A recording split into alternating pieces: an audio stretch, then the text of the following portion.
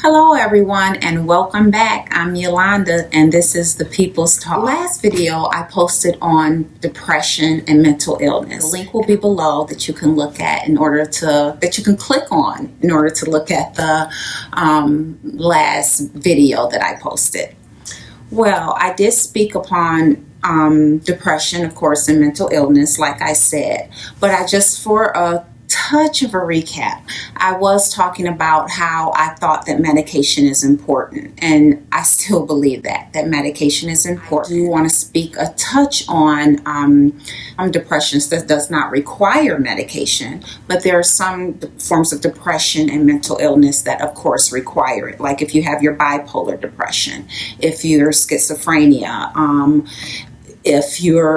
if you have severe depression, of course, you'll need some medication for that. If you have low serotonin levels and your chemicals are off, you will need medications for that. But some people, of course, they have depression due to maybe a life event, a tragedy that happens where they were the breadwinner of the home or something, and they all of a sudden lost their job, and it put them in a depression. So they may not require medication for that. But anyway, I would like to discuss the renewing of the mind and things that I do now that helps me and maybe can help you with your depression or anything that you're going through. First of all, I would like to touch on exercise. I have posted, I believe, approximately 3 or 4 videos on Facebook with me exercising. I know some people may say, oh, she's exercising, and some people may think of just a physical thing. Maybe she's trying to look good or get in shape. But no, the main reason I exercise, besides me loving to do cardio just in general, but the main reason I exercise is because exercising release these little chemicals in the brain called endorphins, and they're actually the feel-good medicine. So it makes you feel good when you exercise. And studies have shown that people with mild to moderate depression, that exercise can actually help them. So that's why I do exercise. Another point I would like to make regarding exercise is, to me and for me, it goes together. The physical, the mental, the spiritual, all of it goes together. And I feel like, how can you serve yourself? Whether you're serving yourself spiritually with God, whether you're serving yourself just trying to be the best you that you can possibly be, and you're tired and exhausted all the time. And if you're not healthy with the meals that you eat and doing the exercise, how can you serve yourself and do a good service to yourself? For example, things that I do in the morning, one of the things that I do is meditate.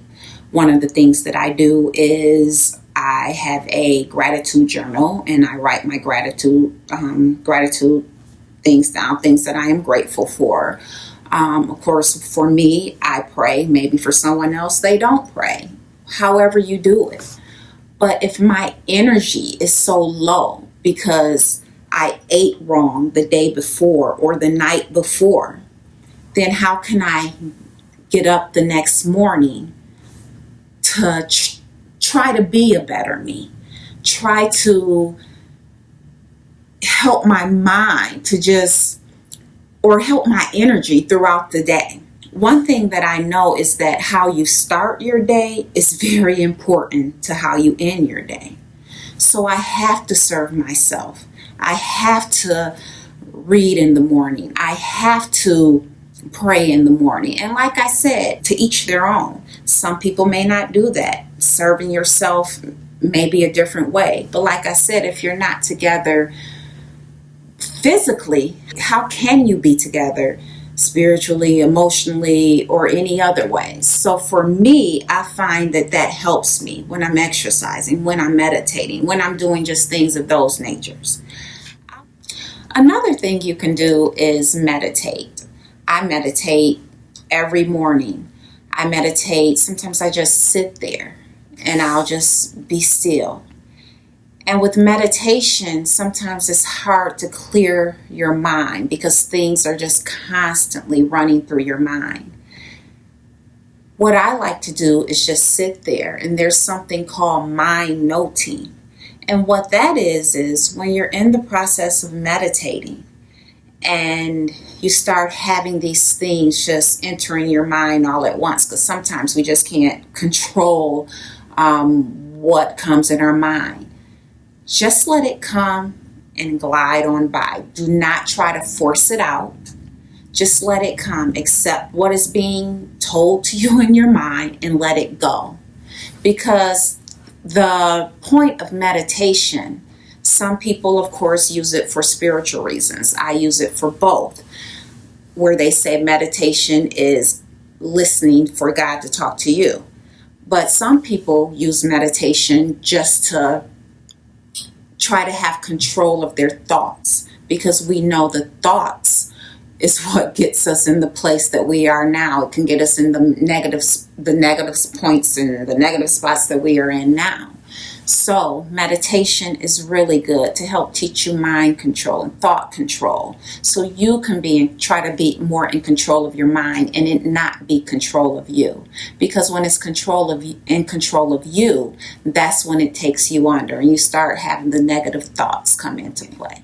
There are certain forms of meditation. Some meditation, you're just there and you're basically sitting upright. Some people sit in the Indian style. Some people don't. They keep their feet just flat on the ground, and they close their eyes and they begin to breathe, and they're just listening to their breath sounds.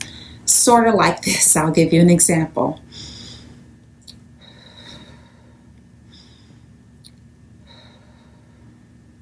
Some people meditate by just listening to one word. Maybe, for example, they'll say love, love, love, and then all of a sudden they'll stop saying it, and then they'll just repeat it over and over again in their mind.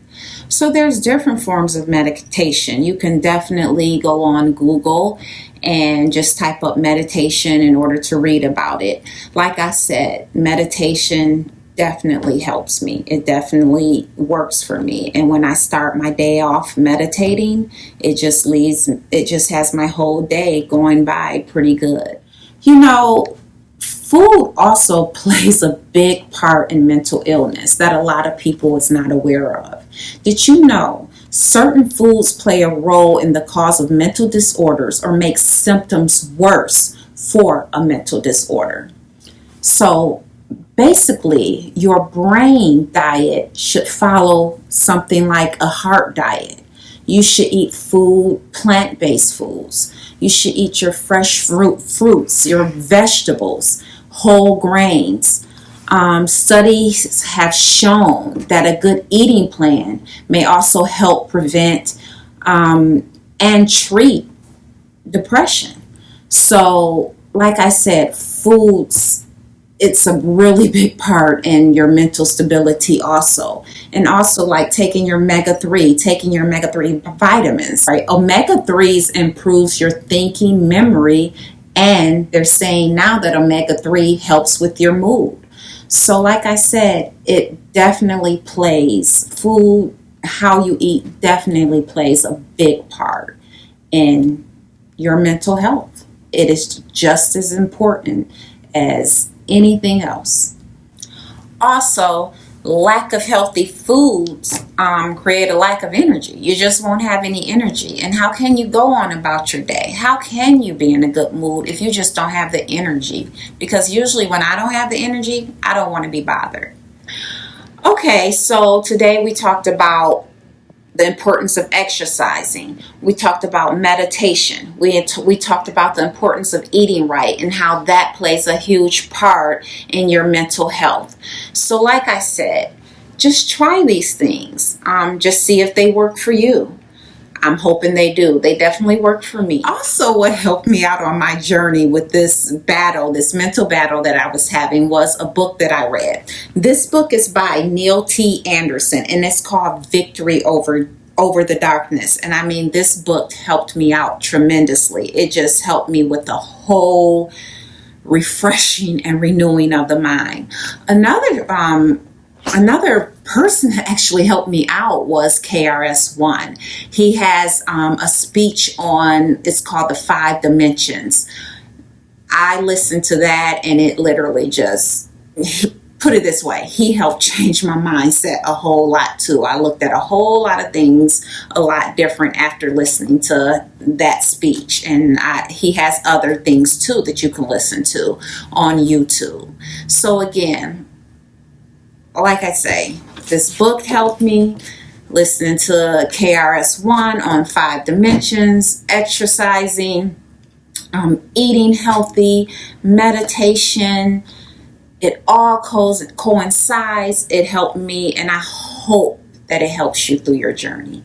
Thank you. I'll try my best to put this link down in the bottom of my page. Please subscribe to hear more. I have more topics that I would definitely like to discuss. I just really wanted my very first topic to be on mental health and depression because I just think it is so important. Thank you. If you have any questions or any topics you would like for me to discuss, just comment down below, or you can email me at yhthepeoplestalk@gmail.com. Again, that is yhthepeoplestalk@gmail.com. Thanks.